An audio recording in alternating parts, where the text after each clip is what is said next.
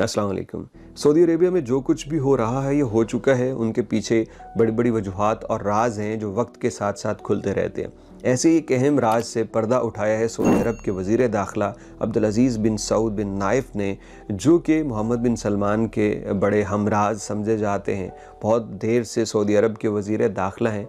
Saudi अरब में ख़वातीन को जो गाड़ी चलाने की इजाज़त मिली है उसके ऊपर उन्होंने बताया कि ये सारा किस तरह से पूरा एक सीक्रेट इसको रखा गया, इस पे काम किस तरह से हुआ, मुझे वलीअहद ने किस तरह से इत्तला दी और मैंने जब उनको आगे से एक दिन मांगा जवाब देने के लिए तो उन्होंने क्या किया। ये बड़ी दिलचस्प स्टोरी है जो कि सऊदी वज़ीर दाखिला ने टीवी पे आके बयान की। हम इसके ऊपर बात करते हैं। पहले उनकी ज़रा छोटी सी गुफ्तगू है, वो सुन लीजिए, फिर डिटेल शेयर करेंगे। اتخذ قرار ودرس وأنه توجه بالسماح بقيادة المرأة.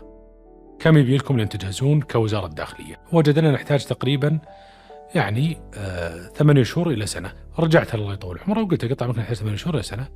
قال إن شاء الله خلال 8 شهور. طلب مني أني أقدم له عرض بماذا نحتاج كوزارة داخلية. قدمت العرض ودعمنا في هالملف الله يطول عمره، والحمد لله استطعنا في الوقت المطلوب بأن ننشئ المدارس وبدأت الرحلة. كنا أكشلي في السيارة متجهين من الفندق للقصر، وكل مرة طبعا يطلب مننا حضور الاجتماع. كان مسألة الذهاب من مقر العمل أو المنزل أو الفندق للقصر معضلة. لما سمح للمرأة بقيادة السيارة كان في صيف 2018. أتذكر أني كنت في روسيا وقتها لكأس العالم، كنت أبغى يعني على قد ما كان حلم أني أحضر كأس العالم، بس كانت قيادة السيارة أهم بالنسبة لي، وكنت أبغى أرجع وما أبغى أفوت يعني هذه اللحظة. वज़ीर दाखिला कहते हैं कि वली अहद ने मुझे बुलाया और कहा कि हम फैसला कर चुके हैं कि ख़वातीन को गाड़ी चलाने की इजाज़त देंगे, लिहाजा मैं आपसे ये बात शेयर करता हूँ कि आपको इस पे अमल करवाने के लिए कितना वक्त दरकार है। वज़ीर दाखिला कहते हैं मेरे लिए ये बात बड़ी हैरानकुन थी और मैंने वली अहद से कहा कि मुझे एक दिन दीजिए ताकि मैं अपनी टीम से बात कर सकूं जो कि वज़ारत दाखिला की टीम है।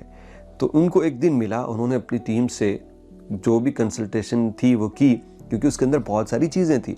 तो मैंने वापस आके अगले दिन वली अहद को बताया, यानी मोहम्मद बिन सलमान को, कि हम इसको 1 साल 8 महीने से 1 साल के अंदर इम्प्लीमेंट कर सकते हैं। उसकी वजह यह है कि ख़वातीन के लिए ड्राइविंग स्कूल्स बनाने हैं, ख़वातीन के लिए बहुत सारे सेटअप हैं वो लेके आने हैं, क्योंकि कोई भी चीज़ ख़वातीन के लिए मौजूद नहीं है।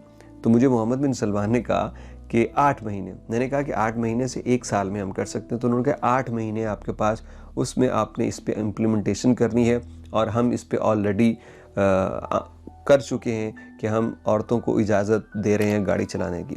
ये तब तक एक टॉप सीक्रेट हुक्म था जो कि पहले से डिसाइड हो चुका था। ये इस चीज़ को भी दिखाता है कि सऊदी वली अहद मोहम्मद बिन सलमान पॉलिसी मेकिंग में कितनी ज़्यादा ताकत रखते हैं। यानी सऊदी अरब के वज़ीर दाखिला को भी इस वक्त पता चल रहा है कि ये हुक्म आ गया है और इसके मुताबिक करना है। वली अहद मोहम्मद बिन सलमान का किरदार ये एक वलवला अंगेज़ है और कायदाना और इनकलाबी किरदार है। यानी सऊदी अरब में आप देखें, ये बहुत अरसे से जो ख़वातीन को गाड़ी चलाने की इजाज़त नहीं थी, एक ऐसा फ़ैसला था जिसकी ना दीन में कोई तशरीह थी, ना कोई शरई हुक्म था, एक ऐसे मुल्लाओं की बात थी और उन्होंने सऊदी निज़ाम को कंट्रोल करने के लिए और उस पर असर व रसूख दिखाने के लिए ये फ़ैसला कर रखा था। मोहम्मद बिन सलमान आए, बड़ी हिम्मत और दलेरी के साथ ये काम किया। ख़वातीन की ज़िंदगी आसान हो गई, उन्हें ख़ुद से गाड़ी चलाने की इजाज़त मिल गई। ख़ुद सऊदी अरब की जो नायब वज़ीर खेल हैं, उन्होंने आके बताया कि जब हम पहले गाड़ी चलाने की इजाज़त नहीं थी तो हमें कोई मीटिंग अटेंड करनी होती थी सरकारी लेवल की, तो हम किसी मर्द को ढूंढती रहती थी कि वो आए और हमें गाड़ी में वहाँ छोड़ के आए, तो हम मोहताज थी। अब हमें ये मोहताजी नहीं है, ख़वातीन अपने बच्चों को स्कूल छोड़ने खुद जा सकती हैं।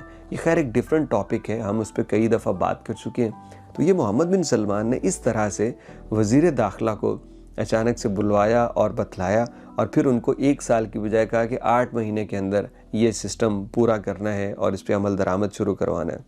ऐसा होता है मुल्क और ऐसा होता है निज़ाम, जब कोई फ़ैसला कर लिया जाए, ठान ली जाए, तो फिर उसके बाद कोई चूं चुरा की गुंजाइश नहीं बचती। और ये असल में जब लीडरशिप एक के पास हो, ताकत एक जगह मौजूद हो, तो फिर ही ऐसे फैसले हो सकते हैं, वरना हमने डेमोक्रेसी में देखा है बहुत सारे मसाइल हैं, एक पार्टी मानती है तो दूसरी नहीं मानती, तीसरी इत्तेहाद कर लेती है और अहम तरीन इंसानी मसाइल और कवानीन वो धरे के धरे रह जाते हैं।